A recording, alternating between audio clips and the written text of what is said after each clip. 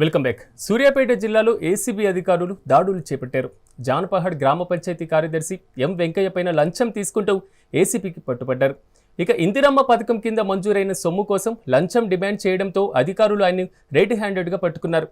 Case నమోదు చేసి arrest చేసి వెంకయ్యను ఏసీబీ కోర్టులో హాజరుపరిచారు.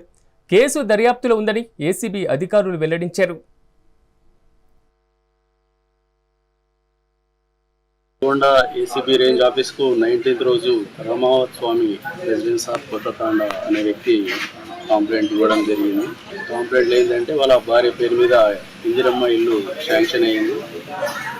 అందులో భాగంగా బేస్మెంట్ లెవెల్లో 1 లక్ష రూపాయలు, గ్రూప్ లెవెల్లో 1 లక్ష రూపాయలు, 2 లక్షల రూపాయలు బ్యాంక్ అకౌంట్లో బెనిఫిషియరీ బ్యాంక్ అకౌంట్లో పడ్డాయి.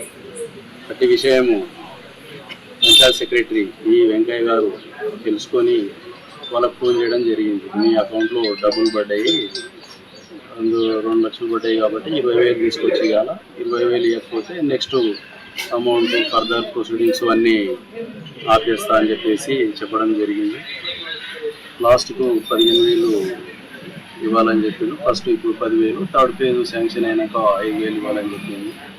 ఆయనకు ఇవ్వడం ఇష్టం లేదు కాబట్టి ఏసీబీ ఆఫీస్ నల్గొండకు వచ్చి ఫిర్యాదు చేయడం జరిగింది.